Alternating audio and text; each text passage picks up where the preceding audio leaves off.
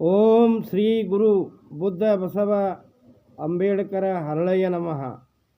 ನಾನು ಮಾದೇವಪ್ಪ ಯಲ್ಲಪ್ಪ ಹೊನ್ನಕಸ್ತೂರಿ, ಪರಮ ಪೂಜ್ಯ ಡಾಕ್ಟರೇಟ್ ಹವಾ ಮಲ್ಲಿನಾಥರ ಭವಿಷ್ಯಲಿಂಗ ಆಶ್ರಮ, ಮನಗೂಳಿ ತಾಲೂಕು ಬಸವನ ಬಾಗೇವಾಡಿ, ಜಿಲ್ಲಾ ವಿಜಯಪುರ. ಶ್ರವಣ ಮಾಡುತ್ತಿರುವ ಎಲ್ಲ ಸದ್ಭಕ್ತರಿಗೆ ನನ್ನ ಶರಣು ಶರಣಾರ್ಥಿಗಳು. ಇಂದು ನಾನು ನಮ್ಮ ಗುಣಗಳು ಎಂಬ ವಿಷಯದ ಮೇಲೆ ಒಂದೆರಡು ವಿಚಾರಗಳನ್ನು ಹಂಚಿಕೊಳ್ಳುತ್ತಾ ಇದ್ದೇನೆ.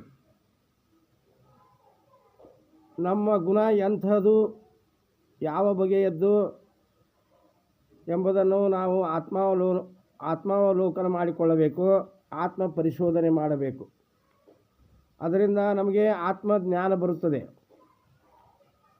ಸಾತ್ವಿಕ ಗುಣವುಳ್ಳವರು ಯಾವಾಗಲೂ ಸತ್ಯವನ್ನೇ ಹೇಳುತ್ತಾರೆ, ಕೊಲೆ ಸುಲಿಗೆ ಮಾಡುವುದಿಲ್ಲ, ಇನ್ನೊಬ್ಬರಿಗೆ ಹಿಂಸೆ ಕೊಡುವುದಿಲ್ಲ, ತುಡುಗು ಮಾಡುವುದಿಲ್ಲ, ಚಾಡಿ ಹೇಳುವುದಿಲ್ಲ, ತಮ್ಮನ್ನೇ ತಾವೇ ಹೊಗಳಿಕೊಳ್ಳುವುದಿಲ್ಲ.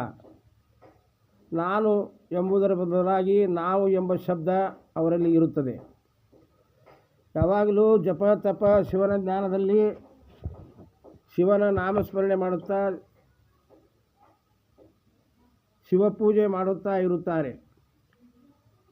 ಸಾತ್ವಿಕ ಗುಣಗಳು ಇದ್ದವರಿಗೆ ಕಷ್ಟಗಳು ಬಂದರೂ ಅವು ಮೋಡ ಚದುರಿದಂತೆ ಹೋಗಿಬಿಡುತ್ತವೆ.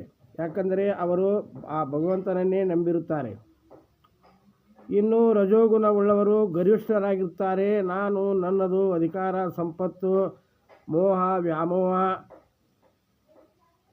ಇವುಗಳಿಂದ ತುಂಬಿ ಕೋಪ, ಅಸೂಯೆ, ಮತ್ಸರ, ರಾಗ, ರೋಷ, ದ್ವೇಷ ಇವುಗಳಿಂದ ತುಂಬಿರುತ್ತಾರೆ.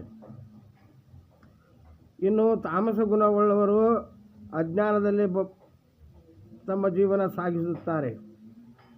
ಮೋಹ, ನಿದ್ರೆ, ಹೀನ ವೃತ್ತಿಗಳನ್ನೇ ಕೈಕೊಂಡು ಪಾಪ ಕೃತ್ಯಗಳನ್ನೇ ಮಾಡುತ್ತಾ ಇರುತ್ತಾರೆ.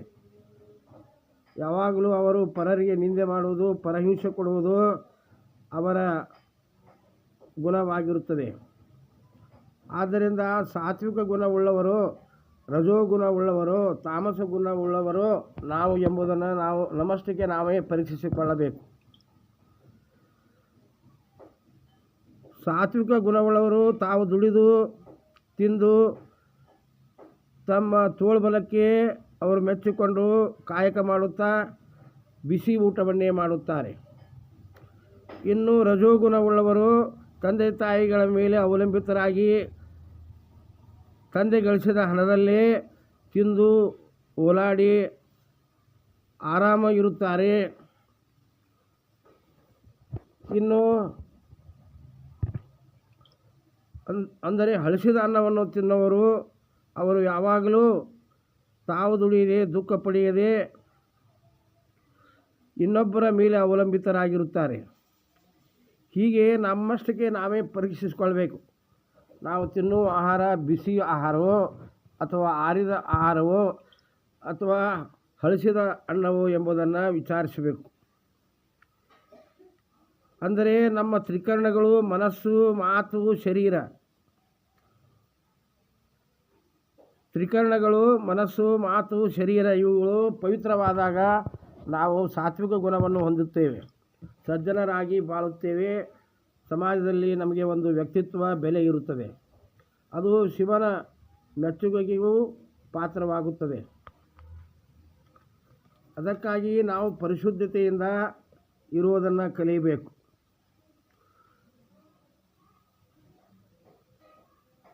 ಶಿವನ ಜ್ಞಾನ ನಮಗೆ ಗಾರುಡವಾಗಬೇಕು, ಅದು ಮಂತ್ರವಾಗಿರಬೇಕು.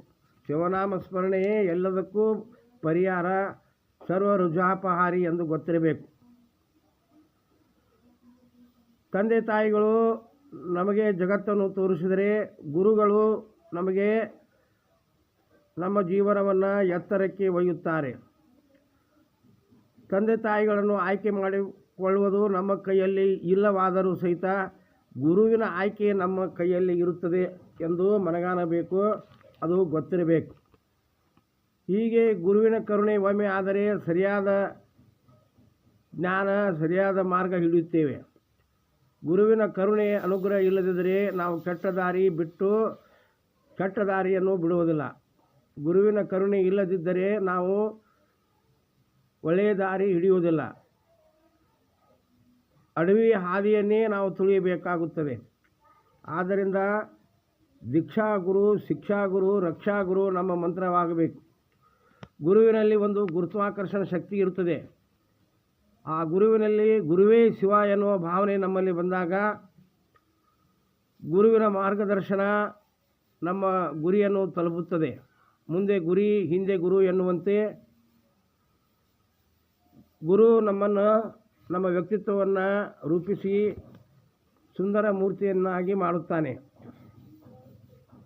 ಅದಕ್ಕಾಗಿ ಪರಧನ, ಪರಸ್ತ್ರೀ, ಪರಮೋಹ ಇವುಗಳನ್ನು ನಾವು ತ್ಯಜಿಸಬೇಕು. ಒಬ್ಬರ ಮನೆ ಮುರಿಯುವುದು, ಒಬ್ಬರ ಮನಸ್ಸು ಮುರಿಯುವುದು, ಅವನೇ ನಿಜವಾದಂಥ ಹೊಲೆಯನಾಗಿರುತ್ತಾನೆ. ಪರಸ್ತ್ರೀ ಬಯಸುವನು ಅವನು ಹೊಲೆಯ, ಪರಧನ ಸಂಪತ್ತನ್ನು ಬಯಸುವನು ಅವನು ಹೊಲೆಯ. ಕೊಲ್ಲುವವನೇ ಮಾದಿಗ, ಹೊಲಸು ತಿನ್ನುವವನೇ ಹೊಲೆಯ. ಕುಲವೇನೋ ಆವಂದರ ಕುಲವೇನೋ, ಸಕಲ ಜೀವಾತ್ಮರಿಗೆ ಲೇಸನೆ ಬಯಸುವ ನಮ್ಮ ಕೂಡಲ ಸಂಗನ ಶರಣರೇ ಕುಲಜರು ಎನ್ನುವಂತೆ ನಾವು ಪರಧನ, ಪರಸ್ತ್ರೀ ಇವುಗಳನ್ನು ನಾವು ಪರದೈವವನ್ನು ಆಶಿಸಬಾರದು. ಆದ್ದರಿಂದ ಕಪಟ, ವಂಚನೆ, ಮೋಸ, ಭ್ರಷ್ಟತನ ಇವು ಯಾವುವು ನಮ್ಮಲ್ಲಿ ಸುಳಿಯಬಾರದು. ಗುರುವಿನ ಪಾದವನ್ನು ಗಟ್ಟಿಯಾಗಿ ಹಿಡಿದುಕೊಳ್ಳಬೇಕು. ಗುರುವಿನ ಹತ್ತಿರ ಮೊದಲು ಹೋಗುವುದು ಕಷ್ಟವಾಗುತ್ತದೆ. ಗುರು ನಮ್ಮನ್ನು ಅನೇಕ ಪರೀಕ್ಷೆಗಳಿಗೆ ಒಡ್ಡಿ ಗುರುವಿನ ಹತ್ತಿರ ಬರಲಾರದ ಹಾಗೆ ಮಾಡುತ್ತಾನೆ. ಆದರೆ ಗುರಿ ಮುಟ್ಟಿಸುವ ಗುರು ನಮಗೆ ಬೇಕು. ಅವನ ಪಾದಗಳನ್ನು ಗಟ್ಟಿಯಾಗಿ ಹಿಡಿದುಕೊಂಡು ತಂದೆ ಗುರು, ತಾಯಿಯೇ ಗುರು ಎಂದು ನಮ್ಮಲ್ಲಿ ಭಾವ ಬರಬೇಕು. ಆದ್ದರಿಂದ ಸಜ್ಜನರ ಸಂಘ, ಗುರುವಿನ ಸಂಘ ಇವು ನಮಗೆ ಅವಶ್ಯವಾಗುತ್ತದೆ. ಗುರು ಬ್ರಹ್ಮ, ಗುರು ವಿಷ್ಣು, ಗುರುದೇವೋ ಮಹೇಶ್ವರ, ಗುರು ಸಾಕ್ಷಾತ್ ಪರಬ್ರಹ್ಮ ಎನ್ನುವಂತೆ ನಾವು ಗಳಿಸಿದ್ದು ಎಲ್ಲವೂ ಗುರುವಿನದು, ಅವನದೇ ಆಶೀರ್ವಾದ ಎಂದು ನಾವು ದೃಢವಾಗಿ ನಂಬಬೇಕು. ಆದ್ದರಿಂದ ನಾವು ಬೇಕು ಬೇಕು ಎಂಬುದು ಬಿಟ್ಟು ಸಾಕು ಸಾಕು ಎನ್ನುವ ಭಾವ ತಾಳಬೇಕು. ಬೇಕು ಬೇಕು ಎನ್ನುವನೇ ಸಂಸಾರಿಯಾಗುತ್ತಾನೆ. ಸಾಕು ಸಾಕು ಎನ್ನುವನೇ ವಿರಾಗಿ, ವಿರಕ್ತಿಯನ್ನು ಹೊಂದಿ ಮುಕ್ತಿಯನ್ನು ಹೊಂದುತ್ತಾನೆ. ಮಳೆಯ ನೀರು ಸಮುದ್ರದ ನೀರನ್ನು ಸೇರುವಂತೆ ನಮ್ಮ ಜೀವನವಾಗಬೇಕು. ಅಂದರೆ ಆತ್ಮ ಪರಮಾತ್ಮನಲ್ಲಿ ಲೀನವಾಗಬೇಕು. ಆದರೆ ಕಾಮುಕನಿಗೆ, ಸಂಸಾರಿಯಾದವನಿಗೆ ಕಾಣುವ ಜಗತ್ತೇ ಬೇರೆ. ತನ್ನಷ್ಟಕ್ಕೆ ತನ್ನ